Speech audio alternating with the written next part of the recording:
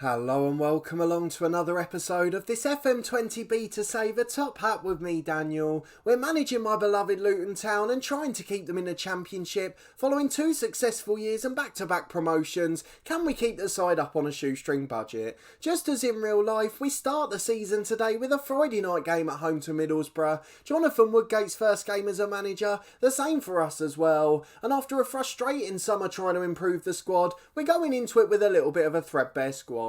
Of course, we've still got a pretty decent team across the board, but they're all at that borderline level of League One and Championship quality, so trying to keep the side out of the bottom 3 this year is going to be a really difficult test. But before we go and have a look at our summer transfers and look at the tactic we've chosen for today, a massive thank you to everyone that gave the first episode a try. I really do appreciate your support with it, and our long-term One Club story started on Friday as well. We've had 2 episodes of that one so far, so if you haven't seen any of that series yet, then please do click on the eye above to catch up with it. I really can't thank you enough for giving both series a try, and I hope you continue to enjoy the content. I think the only other bit of news since the last episode is that we've got a Carabao Cup tie at home to Northampton, so hopefully our backup side can get through in that one, and we'll be able to get a big second round tie, maybe against one of the Premier League sides. But today we've got a pretty much full complement to choose from. Just Glenn Raya, who's out with his long-term injury, and only a couple of improvements to the squad so far, although we are working to try and do some before the window closes. Just 6 more days left until that slams shut, so fingers crossed we'll be able to get 1 or 2 in. We've got nearly 8 million in the bank, and we sold 2 massive players in real life in the summer, so I was a little bit puzzled as to why we only had a 100 grand transfer budget. Still, it's only 500 grand with sales, and that's despite the fact that our balance sits at 8 million. So that's a little bit of a frustration. Seems like we're saving money for some reason, and that may well be what costs us survival and ultimately ends up getting us the sack. A couple of you have already commented about this being a 1 season challenge and asking if we consider going longer, and to be honest, the reason for 1 season was simple. I thought if we got relegated we'd probably get sacked, and that's very much a strong possibility. Reacting emotionally and managing the club you support, I find that really difficult in FM. You have a natural attachment to a lot of the players in real life, and trying to get rid of them in a long-term challenge as you ultimately regenerate the squad, I normally find that a very difficult thing to do, which is why I'd initially said 1 season only. But let's go and have a look at our transfers then. Not a great deal of action going on so far. There's a couple of pending deals, 1 in and 1 out. One is John Lundstrom coming in from Sheffield United, on the loan list here, and he's a player who's doing brilliantly in real life. As I'm recording this one actually, he just scored 2 goals against Burnley at the weekend, and he was a star on Match of the Day as a result, but here he could be a real good addition to our team. A box-to-box midfielder or a playmaker, and he could replace either Tunnicliffe or Pelly Ruddock in our side. I think he's got the ability to play either. Then Danny Hilton could be going out on loan. We're ultimately only going to play with 1 up front as our first choice tactic. We've got James Collins and Elliot Lee, both of whom are better than him, and a couple of others that are nearly as good and significantly younger as well. Danny Hilton's got a reoccurring long-term injury too, so we do want to try and look after those sort of players, and getting 1 or 2 out the club so we can focus on the ones we really need is probably our best route moving forward. But if we look at our transfer history, just 1 player coming into the club, and then quite a few going out on loan as well, but only 1 permanent sale too. So if we start with the 1 permanent out, it's Marek Stek, who's gone off to Turkey. 1 appearance for the Czech Republic many years ago, but he's our 3rd choice keeper and he wasn't good enough to stay, so we've let him go off and we got $250,000 in for him too. And then the only player who's joined us so far is Joe Worrell on loan from Nottingham Forest, again utilising the loan market due to the lack of funds available for transfers, and with 4-star ability and 4.5 potential, he immediately becomes our first choice defender.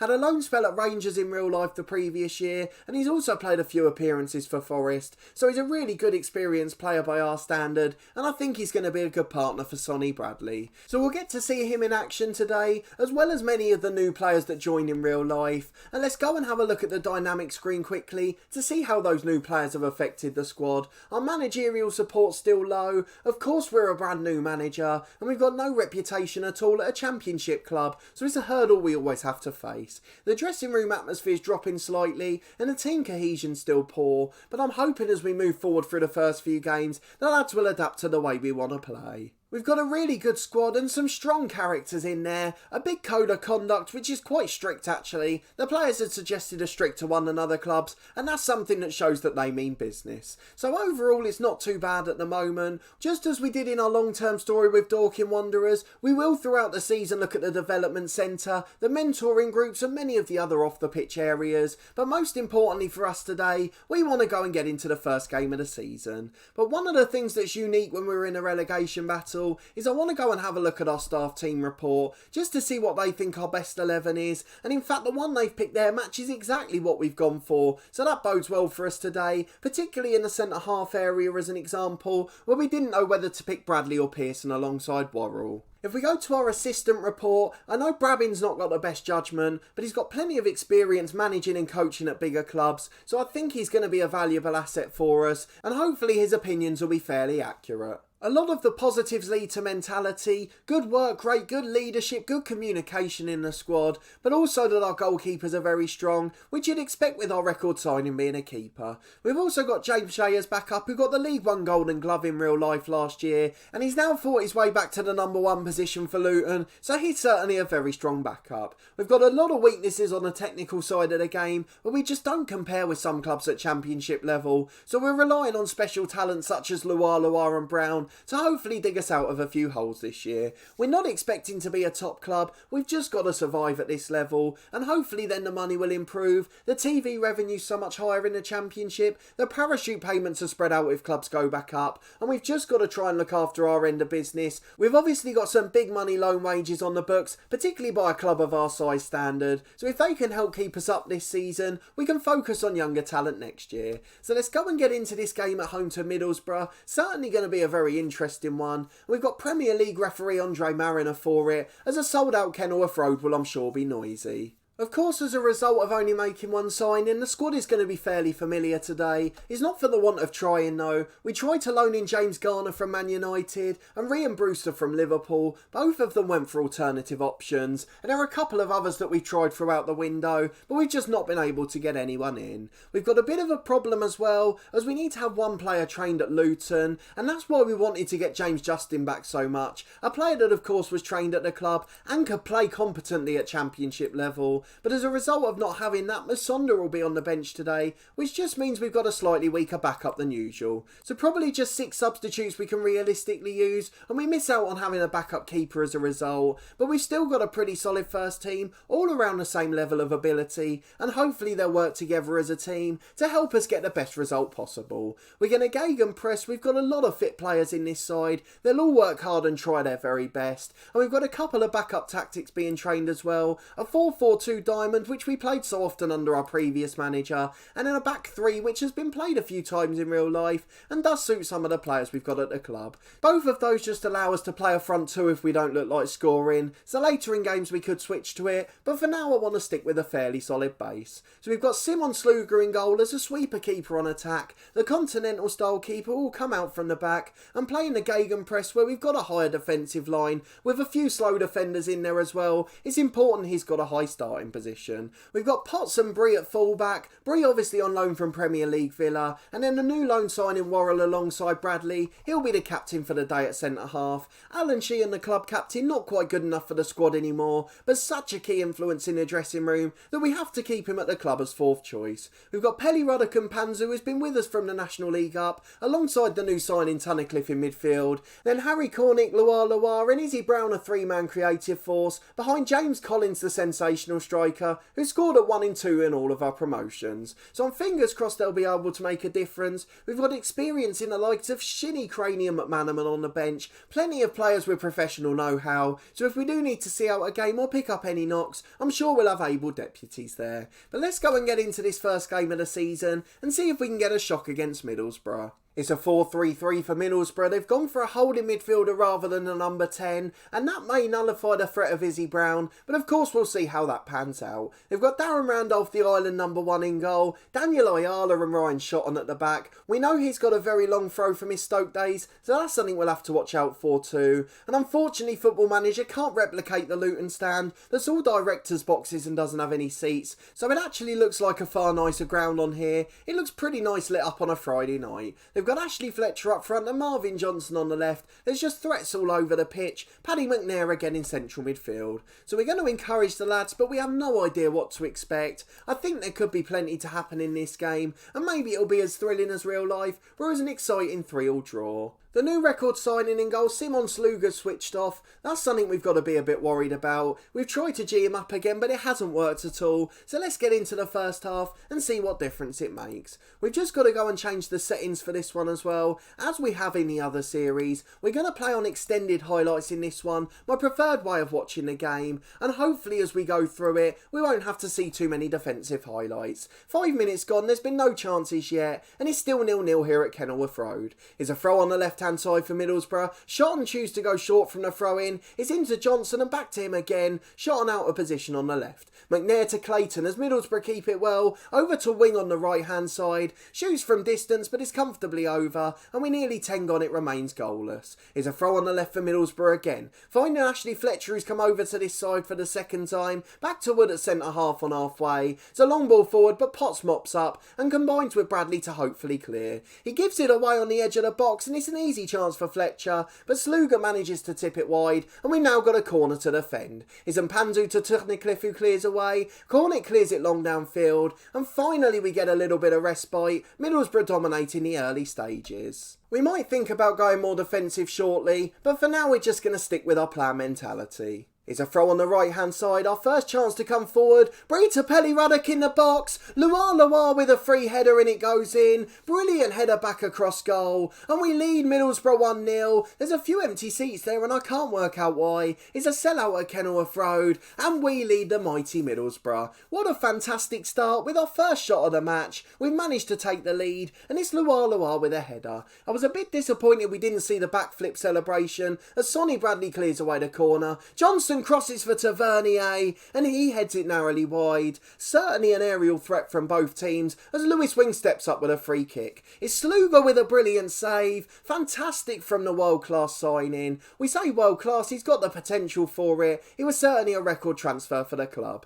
It's Wood on halfway for Middlesbrough. Bar the goal, they've absolutely dominated and Johnson's got in behind it again. It's into Fletcher and it's another brilliant save. Simon Sluga has been absolutely wonderful. Tavernier into the box, Tunnicliffe clears and Sluga hoofs it out for a throw-in. It's Middlesbrough to take it. They're dominating this match. How we lead it I do not know. And Tavernier hits the post from another header. And how are Middlesbrough just not level yet? Collins to Loire and we've got a chance to counter here. Potts overlapping at left back. The fluidity of the play is brilliant on the counter as Middlesbrough managed to defend it. It's a back header from the left back to his keeper Randolph. Couldn't quite keep it in play. And it's behind for a corner which is cleared out. And maybe we'll finally get a breather. 10 to the break and we still lead 1-0, but Middlesbrough have been by far the better side. It's Tunnicliffe on the left from a Potts throw-in. Izzy Brown to Loire. He crosses it, it's cleared as far as Pelly Ruddock and out to James Bree, the right back. He's got Cornick down the line and he finally gets it to him. Deflected shot cleared away and Johnson hoofs it away to halfway line, but Worrell manages to mop up defensively. 5 to the break, it's a Middlesbrough throw again and we're trying to hang on for that half-time whistle. Here is the left back to Clayton. Plenty of time in that holding role. Gets it out to Wing who holds it up nicely and Wing tries to keep the ball on the right. Tunnicliffe nicks it off him and finds Loire. The goal scorer trying to show some trickery coming forward. Finds Collins who gets Cornick in. Must score but it's a great save. Darren Randolph with a fantastic stop and it's behind for a Luton corner. Cornick will deliver it in towards Izzy Brown who loses out. Loire volleys on the rebound. It's miles over but it looked pretty dramatic and at half time I think we're going to lead 1-0. I say that as we have to defend the corner now. I may have spoken a little too soon. Bradley heads away the first corner. Cleared as far as Tunnicliffe who gets it away. Cornick hoofs it long downfield and Middlesbrough will mop up. We've just got to try and hang on here. Clayton back to Wood, the centre half. Long ball over to Johnson. 2 in the box if he can find them. Wings there. And it is 1-1 on a stroke of half time. The worst possible moment to concede. It is going to be level at the break and you can't say Middlesbrough haven't deserved it. Collins with a kick off to Tunnicliffe. We're straight into another another highlight here. It's been an end-to-end match, brilliant stuff, and it's perfectly been an entertaining night. Out to Cornick on the right-hand side. He gets it inside to Bree. A momentary pause there for a quick coughing fit, so apologies for the little bit of glitching. It's Worrell going long down the left. Shot and heads away as far as Loire, and can we take the lead again? What a moment it would be, though Potts has given it away in midfield. It's a long ball forward from Middlesbrough, and they might well take the lead now. Johnson's going to cut it back. Oh, Sluga saves the day again. It's another corner kick, and where's the half-time whistle? Middlesbrough coming back quickly. Johnson's charged over to take the corner. I've never seen someone move so quickly, and Ayala's head has tipped over from Sluga. How his rating 6.7? Can someone please explain that to me? He's made 5 or 6 world-class saves, and somehow his rating's still 6.7. Half-time, it's 1-1. Middlesbrough have absolutely dominated, but we've had our moments of threat on the break, so I'm hoping we'll be able to do so in the second half too. A couple of lads have switched off, but I'm going to make one slight tactical tweak. Izzy Brown's really struggled there as a shadow striker, so I'm going to bring him down to an advanced playmaker on attack, just so he's sitting a little bit deeper and forced to be a bit more creative. He's probably our star player at the club, and we've got to try and take advantage of that. It's Bradley to Worrell from the kick-off, and Panzu picks it up in midfield, and we've kept possession nicely for the first 10 seconds there, though it's an aimless ball forward in the end. 1-1 with 5 gone in the second half, and hopefully it'll be a little bit calmer in this period. It's a throw on the left-hand side for Middlesbrough. Shot and going short again here. Cornick doing well to fight and try and win it back. And eventually he clears it to Collins. Got a couple up in support. One of them's Cornick again. Akers to run into on the right. There's 2 or 3 up in support if he can find them. Back to Collins, 20 yards out. Shoots just over the bar. It was a good technique, but unfortunately it didn't trouble the keeper. An hour gone and it's still 1-1. And we'll start to think about changes in a moment. The lad's frustrated, so I think we need to show some encouragement. I'm not allowed to give a team talk at the moment for some reason, and we've got defending to do here again at fullback as Sonny Bradley does well to head away. Cornick holds it up for Pelly Ruddock. He's got 2 in the middle if he can find them. Tunnicliffe picks it up with lots of space and he finds Izzy Brown. Wonderful through ball for Pelly Ruddock and a brilliant composed finish. There's the moment of magic from Izzy Brown. That's why he's been bought in from Chelsea. It's a beautiful little through ball and Pelly Ruddock shows loads of composure in front of goal. A quarter of the game remaining. We're going to encourage the lads again as Johnson picks it up on the left for Middlesbrough, but he gives it away to Pelly Ruddock. It's Collins to Izzy Brown. A poor pass, but he picks it up again luckily. Cornick holds it up and loses the challenge, and now it's Middlesbrough again on that left. Johnson running in behind. A fantastic save from Simon Sluga for the umpteenth time, and his match rating is the harshest thing I've ever seen. 20 to go, it's another highlight, and we just need a break to make a sub. It's Tunnicliffe switching it to Cornick. Got 2 running off him, one of them's the fullback Bree, and Cornick running through again if he can find him, but he tries to cross it himself. Shot on heads away, but only as far as Tunnicliffe. Up to Pelly Ruddock and Panzu. Out to the left for Potts overlapping again. Please get it into the box, mate. He drops it back to Tunnicliffe, and now Pelly Ruddock. His shot tipped behind from Randolph. This game has been absolutely wonderful, just as it was in real life actually. End to end, it's breathless stuff, and Cornick's corner is cleared. McNair gets it clear, and we're back straight away again. Bree with a throw in on the right. Headed away as far as Marvin Johnson. He's going to highlight a counter-attack here. Middlesbrough with Britta Sombalonga. Dan Potts does well to win the challenge. Long downfield towards Ayala. He hoofs it back down the other end. Potts away to Tunnicliffe. Now Loire on the left. Brilliant switch of play which is blocked. McNair getting Johnson in, and now it's a Middlesbrough chance. It's all happening here. Ashley Fletcher hits the post, and unfortunately Britta Sombalonga scores the rebound. We've been waiting for that to happen. Although Middlesbrough haven't probably dominated the second half as much, they've been brilliant in this end-to-end match, and we've now got to try very hard to regroup. Let's go and make a couple of changes quickly. Harry Cornick's going to get a rest on the right. The experienced Callum McManaman on for him. He's even been a star in an FA Cup final before. We've got Tunnicliffe who's struggling a bit for fitness, so I'm going to bring on Andrew Shinnie in the holding role. He's going to be a deep line playmaker on defend, just to try and give us that bit more stability. And then James Breeze had a real struggle at right back, so Craney's going to come on for him, and he'll drop to a more defensive duty, just to try and look after Marvin Johnson. 3 changes made and we'll get back into the game. A couple of the lads looking a bit anxious, but hopefully they'll be able to hold on. It's shot on with a throw at right back for Middlesbrough.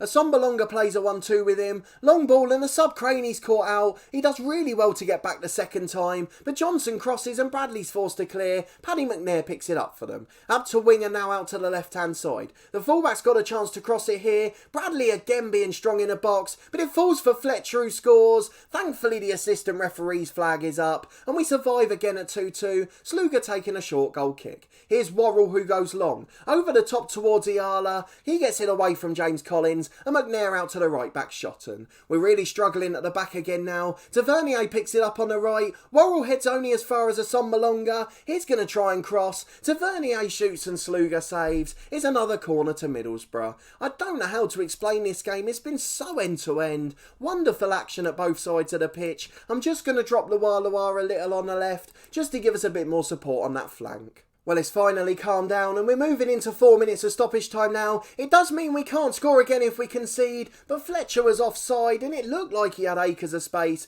but obviously we played the trap well. I've got to say it's a really strong performance from the lads. The draw not the perfect result, but of course we've shown we can compete at this level. I can only apologise for the hash together commentary, but it's been such an end-to-end breathless game, I just didn't know how to react to it. I've really not expected to it and wasn't quite prepared, but a brilliant entertaining game of football.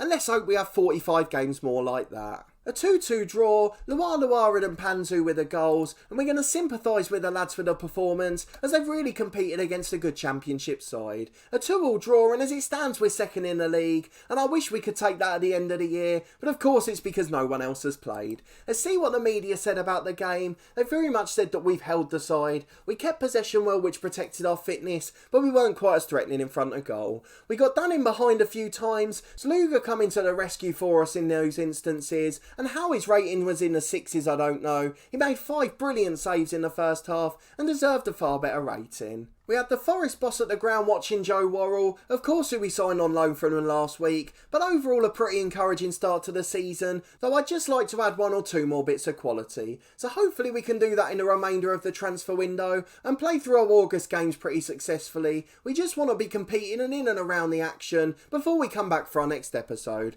If we get cut adrift early on it could be a big problem for us, so fingers crossed that won't be the case. I think I'm planning to come back in September at some point. I've got the whole game in mind for some reason, just because they've got a couple of really tricky wingers and that's the area we probably struggle most today, but we'll come back for a game at some point in that month. I won't promise exactly which one it'll be, but if you did enjoy this episode and that wonderful end-to-end game against Middlesbrough, please do put a thumbs up on the video. Let me know down in the comments what you thought of Joe Worrell, the new signing, and where else you think we need to prioritise improving and what we can do tactically to make ourselves a bit more solid, although we did compete against a really good team. I'm hoping we can go on a little Carabao Cup run just to try and improve confidence, but of course we're relying on our backup side for that. We've got to save our first 11 for the championship. Are there any other areas of the club you'd like me to show you? Please let me know down in the comments if there are, and subscribe to the channel for daily FM20 content, 2 episodes a week from this beta save with Luton Town. This one will be back on Saturday at 4:30 as we move into September after the transfer window, and we've got 5 episodes a week from our long-term story with Dorking as we try to take them from the lowest playable league